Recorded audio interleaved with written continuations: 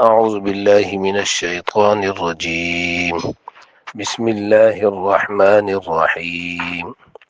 أم كنتم شهداء، آیا وای تاسو حاضر، اذ حضر یعقوب الموت، کله چې نږدې شو یعقوب علیه السلام ته مرګ، اذ قال، نو کله چې وویده لبنیه زامن خپلو ته، ما تعبدون، د څه بندګي به کوئ تاسو من بعدي رستو زمانه، قالو نو ویدوی نعبدو، منګ به بندګي کو الهک، د معبود ستا، و اله آبائک، او د معبود د پلار ستا، د پلرونو ستا د بندګي به کوو، یعنی د پلار نیکستا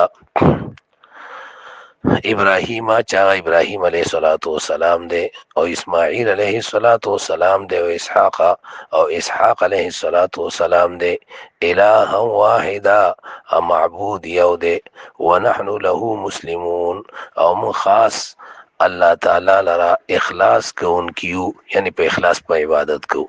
نو دا اهل کتاب ته بل زور نه ده چې هغه دا وی چې یعقوب علیه السلام د مرګ په وخت کې وصیت کړو د يهودیت، چې هغه ویلو چې تاسو ټول يهوديان شئ. نو دا غي جواب وشو چې هغه وخت کې تاسو حاضر نه وای، نو تاسو ولې درو وای په یعقوب علیه السلام باندې؟ یعقوب علیه السلام خو خپل اولاد ته د وحدانیت او د الله د یووالي او د الله د بندګۍ وصیت کړو، او تاسو خو عزیر علیه السلام ته او نصارا چې کوم د عیسی علیه السلام ته خدای تاسو کې شرک راغلی، هغه د شرک نه خلاف.